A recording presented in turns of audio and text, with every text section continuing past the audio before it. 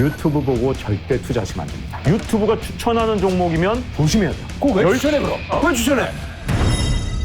중동가 골목 앞에서 거기서 오프닝 시작하거든요. 오케이. 네, 김구입니다. 예, 여기가 지금 여의도인데요. 예, 가을의 문턱에 이제 접어들었습니다. 고라철 시즌 3 돌아왔습니다. 이번에 안 되면 접습니다. 그래서 저희가 약간의 이제 변화가 있는데 조심하겠습니다만. 이거 안 열려.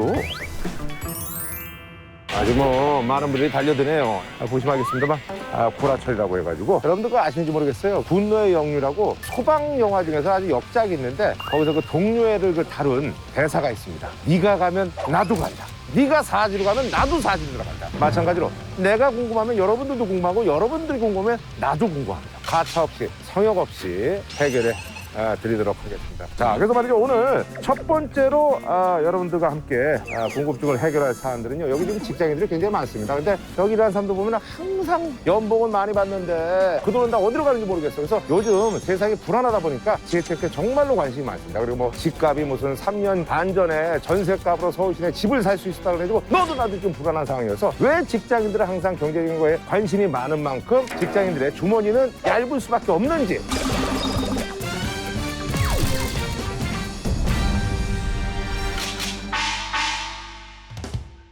오랜만에 나오니까 좋네요. 예. 사실 그 여의도에 있는 직장들은 이제 대표적으로 보면 이제 한국의 맨하탄이라고 그래서 이제 증권가들이 많이 몰려 있는 곳이죠. 근데 이제 그 증권맨들이 여기 뭐 직장 다닌다 하면 부모님들이 아유 그래도 우리 아들이 뭐 우리 딸이 번듯한데 취직해서 그런데 본인들한테 물어보면 아유 그래도 뭐 직장생활 어떤 뭐 급여라든지 이런 거 만족해요? 재테크적인 상황은 어때요? 이러면 다들 아마 고개를 숙이고 한숨을 짓고 뭐 이런 경우들이 많을 거예요. 그래 아유 반갑습니다 반갑습니다. 나를 보고 또 이렇게 또 너무도 좋아하시네. 인터뷰도 딱 보면 이제 관상이 있어. 아이고 안녕하세요 안녕하세요. 인터뷰 좀 인터뷰 하시는 거야? 그러니까 마음이 각박해. 정말. 아이고 아유 안녕하세요. 잠깐요 인터뷰 좀 잠깐. 아유 어디 다니세요? 캐리어 냉장이라는 회사. 캐리어 냉장. 직장생활 몇 년 됐어요? 저 지금 들어온 지 이제 9개월밖에 안 돼요. 그래? 예. 딴 데로 이직. 이직했구나. 그러니까 이제 조건이 좋아서 이직한 거예요? 네, 그렇죠. 그럼 재테크는 뭘로 하세요? 주식이랑 코인 하나. 코인 어떻게 됐어? 조금 또 오르던데? 그 전에 다 빼가지고. 다 뺐구나. 이게 망하는 가장 저기야. 지금 일반적인 방법이야. 쓱 올라갔다 샀다가 그거 못 견디고 팔아버리고. 우리 동현이 같네. 동현이가 코인을 쓱 들어갔는데 마이너스 50이야. 50. 마이너스 50%. 50%면 뭐 그냥. 괜찮은 거야, 그 정도면? 그 정도면 괜찮. 더 떨어졌어? 지금 뭐 다시 이제 뭐 코인 다시 한번 지금 손해본 거 아내가 알아요? 아내는 뭐 일부만 이거 나가도 되나? 언젠가 털어놔야 되니까 뭐 이렇게 해서 털어놓은 것도 나쁘진 않아요. 벌써 찼어? 그럼 여기 다녀요? 어디? NH라고 NH, 농협. 농협이 여러 가지 뭐 이제 계열사들이 많은데. 증권사. NH 증권. 그 연봉도 뭐 만만치 않겠네. 네. 재테크는 뭘로 하세요? 또 주식으로 하고 있습니다. 성적이 괜찮아요? 아니 안 좋아요 많이. 안 좋아? 네. 그럼 여태까지 전체 수익률은 어떻게 되는 거야? 그냥 돈 정도입니다. 돈. 네. 그럼 주식 몇 년 했어요? 10몇 년 한 것 같아요. 10몇 년 했는데 이제 돈이야? 그러니까 이게 근시안적으로 봐야 되는데 한 10년, 20년 보니까 너무 거시적으로 네. 보니까. 너무 멀리 보니까. 너무 거시적으로 보니까 또 너무 오히려. 거시적으로 그러니까. 그러면 존니 이런 사람들 얘기에 굉장히 공감이 되겠네. 존니가 맨날 30년 동안 하고 있으라 뭐 이런 얘기 하잖아. 그렇죠. 그래서 농협 다니는 겁니다. 그럼 안전빵이지. 씨 뿌리고 네, 하고 하는 거니까. 재테크도 고민하고 그러실 텐데 재테크는 뭘로 하세요? 주식도 하고 적금만 열심히. 부동산이죠. 주식은 안 하고 펀드 하고 있어요. 펀드. 데미지 보셨어요? 안 했어. 주식 다 지금 마이너스예요. 마이너스야? 익절할 때까지는 냅둘 거예요. 존버는 승리하니까. 그래? 너 수익률이 괜찮아요? 네, 1.8% 정도. 만족해요? 아니요. 그런 거에 대해서 데미지 보시고. 그렇죠. 그래요? 그 주식 정보는 주로 어디서 얻는 거예요? 지인. 유튜브 잘 안 보고 그냥 친구들. 웬만하면 보는 게 낫지 않아? 주변에서 많이 듣고. 이분이 이제 직장 선배시죠? 정보 줬어요? 네. 소스 괜찮아? 별로지? 원망하면 그나마 주던 것도 안 쳐.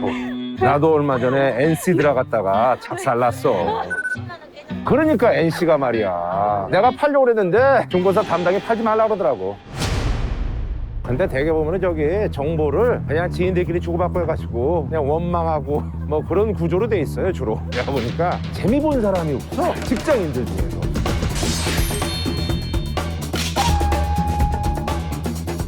KBS 찾아와요. 예. 자, 제가 말이죠. 이제 KBS에 온 이유는요. 사실 이제 직장인분들 또 이제 경제에 관심 있는 우리 시민분들이 경제 유튜버들의 방송을 엄청 많이 조카 뭐 김프로부터 해가지고 뭐 엄청난데 이 KBS에 나름대로 입소문이 난 경제 전문 유튜버가 있다고 하네요. 그분을 만나서 경제에 관한 전반적인 것들을 한번 여쭤보도록 하죠. 아우, 예, 반갑습니다. 예. 본인 소개 좀 해주세요. 네, 주로 이 경제부에서 근무했던 기자고요. KBS에서 24년 차. 그 정치부 쪽은 한 번도 안 아, 가봤는데요. 정치부 쪽은 이제 소위 말하는 외도는 안 하시고 이제 경제부만. 하루에 3, 4천억 원의 자금이 몰리고 있습니다. 박종입니다.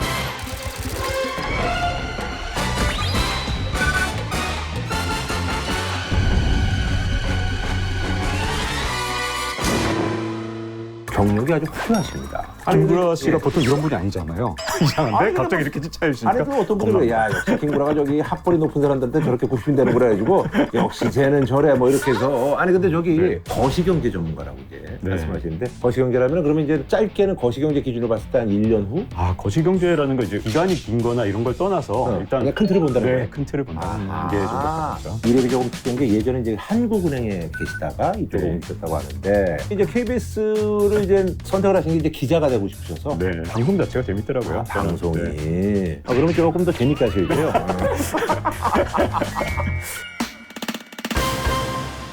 오늘 이제 저기 우리 저 부장님 만나기 전에 직장인들하고 인터뷰했어요. 인터뷰를 했는데 다 되돌아보면 지원처럼 직장인들은 언제나 허덕이다. 이거에 대한 어떤 좀 질문을 좀 드리고자 오늘 이렇게 좀 찾아왔습니다. 사실요, 네. 이 돈을 벌고 싶다면 목표가 좀 분명히거든요. 그렇죠, 그렇죠. 근데 목표가 분명하지 않은 사람들은 돈을 벌기가 되게 힘들어요. 근데 직장인도 지금 목표가 분명하죠. 나 집을 사야 되겠다, 뭐 땅을 사야 되겠다, 시드머니 모아야 되겠다. 목표는 그 정도는 분명한 거 아니에요? 대체로 되게 단기적인 목표를 세우더라고요. 단기적인. 네, 보통 제가 생각하는 목표라는 건 한 30년 정도 라이프 사이클에 맞춰서, 생애 사이클에 맞춰서 계획을 철저하게 세워야 되는데 사람들이 대체로 투자 시작한 이유가 뭐냐고 물어보면 옆집에서 돈 많이 벌었다 그래서 아하. 아, 나만 이거 소외되는 거 아니야? 주가가 막 폭락을 하고 막 진짜 그럴 때야말로 진짜 용기를 내서 진짜 과감하게 들어가야 투자를 해야 들어가야 되는데 되는데. 사람들이 언제 과감해지느냐? 남들이 올라갈 때? 제일 많이 올랐을 때 과감해지거든요. 진짜로 이 인생에 걸쳐서 네. 계획을 안 세워놓은 분들한테 굉장히 힘든 거죠. 야, 저 사람이 엄청 돈 벌었어! 라는 말 때문에 시작한 사람 중에서 성공하는 확률은 제가 보기엔 5%도 안 된다. 그리고 실제로 주식 투자에서 성공했다는 사람이 5%가 안 돼요. 근데 있잖아요, 사실은요. 이런 말씀 드려보는데 그 거시 전문가들 이런 분들이 얘기 들어보면 너무 뜬구름 잡는 얘기예요. 왜 주식 투자를 하게 됐냐고 했을 때 뭐 30년 뒤를 생각하고 그러지는 않아요. 내가 이렇게 해가지고 뭐 커피값이라도 좀 벌어볼까? 나도 뭐 스타벅스 커피 좀 뭐 한번 네. 한번 먹어볼까? 뭐 이런 생각으로 하지 누가 그렇게 거시 쪽으로 하냐고. 아니 거기에 대해서 어떻게 생각하세요? 삼성전자만 해도 이 주주가 지금 세보면 딱 500만 명의 개인 투자자가 삼성전자에 투자를 했어요. 근데 250만 명이 언제 투자 시작한 줄 아세요? 언제? 올해 1월부터 6월 사이 상반기에. 아하. 그러니까 그게 왜 그러냐면 옆집에서 돈 벌었대 삼성전자로. 아, 그래? 삼성전자 얼마나 올랐는데 30년 동안 450배 올랐대. 그거 언제 사도 돈이 되겠네? 아니 근데 그러면 우리 저기 전문가님 말씀대로 거시적으로 보면 삼성전자는 어쨌든 간에 나라가 망하지 않으면 뭐 망하지 않는다는 그런 생각하에 그냥 있으면 되는 거잖아. 지금 아주 일시적인 괴로움인 거잖아. 근데 이게 문제는 뭐냐면요. 보통 삼성전자 같은 경우 이렇게 사이클 있잖아요. 생각이 있죠. 네. 많은 사람들이 몰려 살 때 항상 이렇게 사이클이 있는 거에 여기 꼭지점에서 사거든요. 그걸 견딜 수 있느냐. 지금까지 저축만 하던 사람은 아하. 항상 머릿속에서 내가 이거 적금 붓다가 갑자기 주식 투자를 하잖아요. 아하. 10%만 잃으면 어떻게 되느냐? 거기서부터 매일매일이 인생이 괴롭거든요. 아하. 삶이 거기서부터 고통이 되고 그건 내 동의해요. 돈이 원수가 돼요. 동의해, 거기서부터. 동의해. 역사 얘기하시면 또 놀릴 것 같지만 아니, 좋아요. 근데 전 91년 동안 그러면 주가가 한 20% 정도 떨어지면 이걸 급락장이라 그러는데 네네네. 이 급락장이 91년 동안 몇 번이나 있었을까요? 대충 한번 찍어보세요. 옛날에 무슨 대공황 대공황 이후에. 때도 있었고, 대공황 이후에. 까지 포함해서 91년 동안. 그러면 뭐 사실 뭐 대공황도 있었고 예전에 이제 뭐 70년대 유가 파동도 있었고, 예, 그리고 닷컴 붕괴도 있었고, 리먼 사태도 있었고, 중동 또 전쟁도 있었고, 그래서 최소한 그래도 한 6, 7번은 있었을 것 같은데요. 20% 정도 떨어지는 약세장은 무려 25번 있었어요. 그럼 제가 이걸 평균으로 나눠봤더니 3년 7개월마다 위기가 왔거든요. 그러니까 이게 많은 분들이 착각하는 게 이번에 코로나19 위기가 내 인생 일대 한 번밖에 없는 위기라고 생각하시는 분들이 너무 많아요. 내가 이 기회를 놓쳤으니까 그냥 이제 평생 끝났다. 근데 꼭 3년 7개월마다 오진 않지만 저는 많은 분들한테 조바심을 좀 버렸으면 좋겠다. 그러면 이게 과연 세일 기간인지 정상가인지 그걸 어떻게 하냐?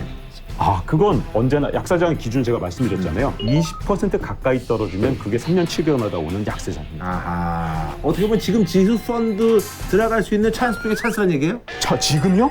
아니 아까 저기 떨어졌대요. 폭락장이라며. 20% 이상.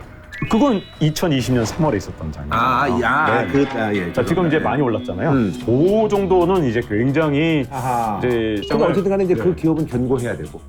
당연히 그렇죠. 그죠? 그리고 일반 개인 투자자는 자꾸만 기업에 투자하려고 하시면 안 돼요. 왜냐하면 그게 워렌 버핏이 이 2021년에 주주총회에서 연례총회에서 뭐라 그랬냐면 개인 투자자들 정신 차리고 30년 이렇게 묻어주는다는 그런 잘못된 생각 하지 마라. 그러면서 무슨 표를 갖고 왔냐면 1989년에 1등부터 20등까지 전 세계 시가총액 1등부터 20등까지 그런 다음에 2021년 3월 31일자 1등부터 20등까지 두 표를 딱 보여주면서 몇 개 기업이나 살아남았을까요? 제가 봤을 때는 거의 뭐 살아남은 기업이 없었을 것 같은데. 제로.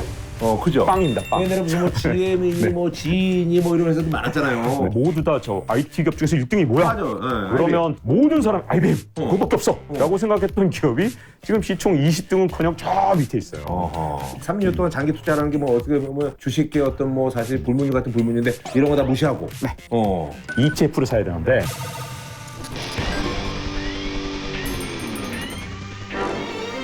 이걸 뭘 사야 되냐면 요즘에 또 두 종류가 있습니다. 하나는 뭐냐면 펀드 매니저가 자기가 막 알아서 투자하는 게 있어요. 요즘 유명한 분의 돈나무 누나라고 불리는 캐시우드라는 분이 있습니다. 이분 같은 이런 액티브 펀드라고 해서 펀드 매니저가 직접 자기가 종목 계속 고르면서 투자하는 이런 거 투자하시면 안 돼요. 그런 거 하면 안 되고. 절대 안 돼요. 지금까지 역사를 한 30년 놓고 보면 이런 액티브 펀드가 지수 펀드를 이긴 적이 없어요. 전설적인 투자자라고 불리는 분들이. 차라리 그분을 찾아서 돈을 맡길 수 있으면 되는데 이런 전설적인 투자자들은 보통 1,000억 이상 투자하세요. 이렇게 개인 건 안 받지 뭐. 개인 건 안 받아요. 그래서 지수펀드 이제 투자라는 얘기예요? 워렌 버핏처럼 기업의 내부까지 다 할 정도로 막 회계장부 딱 읽어보면서 이야 내가 회계장부 딱 보니까 딱 꿰뚫어 보이겠어. 자, 이 정도 되니까 워렌 버핏은 연수익률이 연평균 24%. 그러니까 버크셔 해서웨이 주식을 차라리 이렇게 말씀드린 적도 있는데 안타깝게 TH 발음이 굉장히 집착하시네요. 있잖아, 파일 펀드. 제가 박종훈의 경제한방 유튜브를 하고 있잖아요. 네. 근데 여기서 제가 양심 고백을 하자면 유튜브 보고 절대 투자하시면 안 됩니다. 유튜브가 추천하는 종목이면 조심해야 돼요.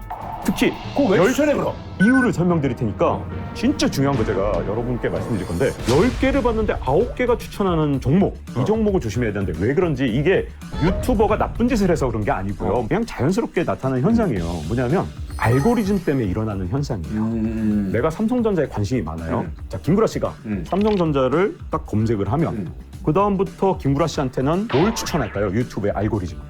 삼성전자 주식을 추천한 걸 삼성전자에 관심 있구나. 계속 삼성전자를 보여줍니다. 이게 첫 번째 문제예요. 자, 그다음 두 번째 문제는 유튜브가 또 아는 거 뭐냐면 삼성전자 좋다고 한 컨텐츠는 조회수가 많이 나오네. 그러면 그 다음부터 삼성전자 좋다는 걸 자꾸 피드에 보여주는 거예요. 그러면 나도 모르게 계속 클릭하면서 야 내가 본 유튜브 중에 10개 중에 9개가 삼성전자를 사라고 한다. 근데 그때가 항상 최고점입니다. 야, 너한테까지 올 정도면 사람들 다 돌고 돌아서 온 건데 그때 사면 늦는다. 뭐 비슷한 얘기네요. 그렇죠. 그래서 요령을 하나 말씀드리면 삼성전자를 사라는 컨텐츠 피드가 자꾸만 와요 나한테. 그러면 삼성전자 하라, 삼성전자 전망 어둡다는 걸 키워드 검색어로 계속 검색하고 그분들 논리를 자기 스스로 50대 50으로 봐야지 진짜로 경제 한번 만들 때 저는 진짜 5대5 비중을 딱 지키거든요. 5대5로 하니까 슈카나 김프로 이런 사람들 위해서 안 되는 거예요. 맞습니다. 우리나라 직장인들은 그럼 결국은 돈을 벌 수 없는 거예요? 뭐 어떻게 보면 약간 단호하게 야 그렇게 하면 망한다 공부해 뭐 이렇게 얘기를 하든가 뭐 어떤 뭐 방법이 없는 거야? 내가 보면 다 공부도 안 한대 유튜브 보지도 않는데 근데 주식들은 한다는 거야. 얼마나 답답하냐고. 네. 현실적으로 직장인한테 저는 권하고 싶은 건요. 공부하지 마세요. 그러면 왜 부자가 되려고 하세요? 왜? 아니 그러니까 그렇게 아니 진짜 중요한 거. 잡는 짓 하지 말고 부자가 되려는 원인 중에 가장 큰 건 시간을 자기 마음대로 쓰고 자기 선택권을 갖기 위해서는 거잖아요. 근데, 주식 투자로 돈을 벌기 위해서 공부할 필요가 직장인들은 하나도 필요 없다고 생각합니다. 왜냐하면 제가 재밌는 이 결과를 하나 말씀드릴 텐데 자, 1929년에 대공황이었거든요. 1928년에 $100를 투자했어요. 만약에 2021년 1월이 됐다. 이 $100를 하나도 안 팔았다. 그럼 이게 지금 얼마가 돼 있을까요? 그럼 몰라요. 이거 얘기를 하시라고. 그럼 내가 어떻게 하냐고. 아니, 거시연구는 이런 게 문제야.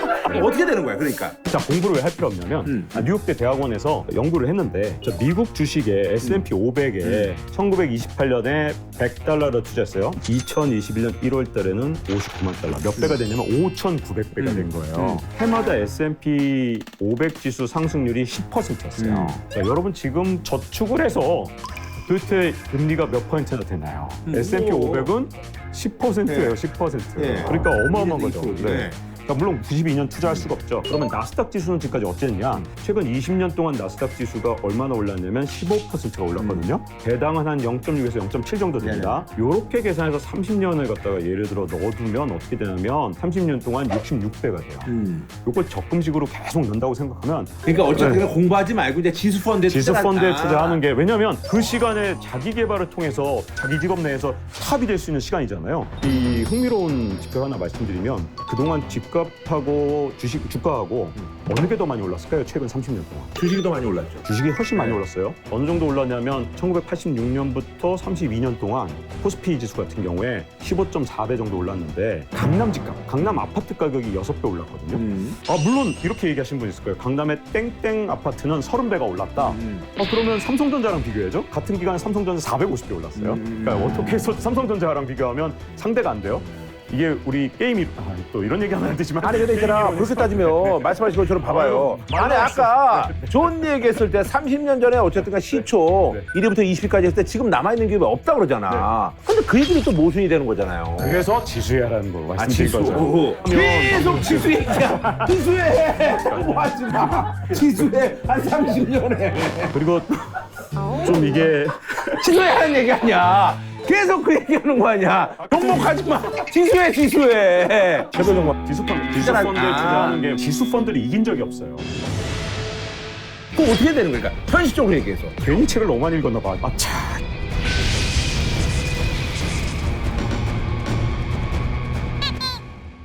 자, 예. 우리 저기 본인 소개 좀 해주세요. 네, 안녕하세요. 저 예능국 47기 김현우 PD라고 합니다. 재테크는 뭘로 해? 저는 주식하고 미국 주식 그리고 코인도 일부 코인 재봤어요? 재미 좀 봤습니다. 아, 그래요? 오. 얼마나 봤어, 재미는? 20%? 오, 그러면 나쁘지 않네. 저 주식은? 주식도 20%. 오, 괜찮네, 이 친구는. 오. 그거 어떻게 운이라고 해야 되는 거 아니면 본인이 공부를 했어? 이분은 공부하지 말라고 하더라고.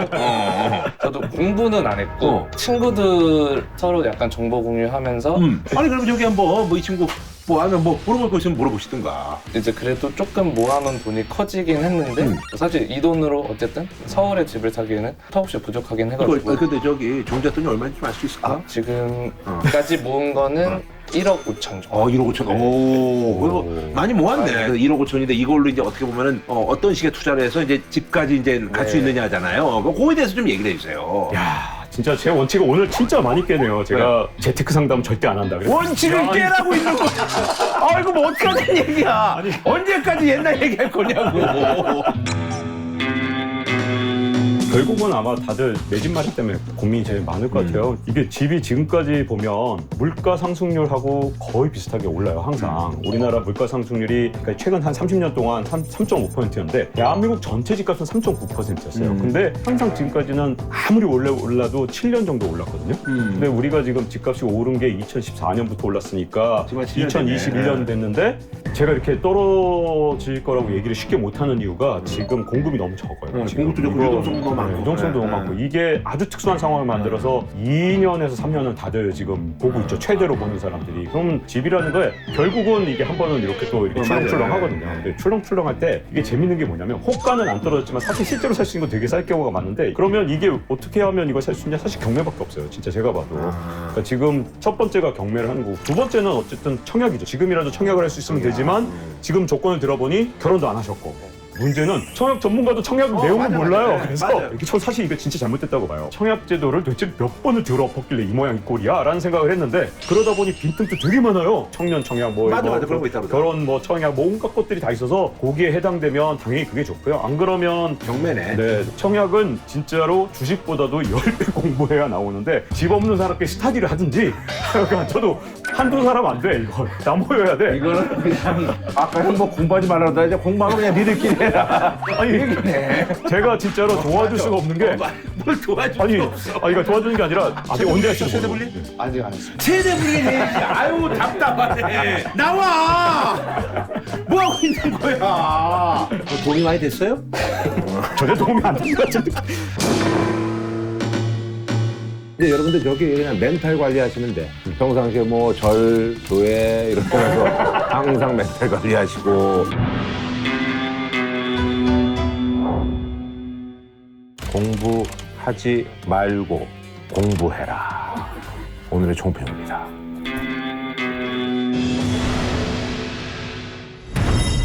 네 명 정도를 보고 아, 이 사람이 그래도 대통령 상이다. 이야 이거 압권인데. 근데 여기 오니까 진짜 차도 없고 아무것도 없잖아 이동수단이. 그러니까 자연 소리가 진짜 들려요 이제. 너무 예뻐. 잠깐 가만있어 봐요.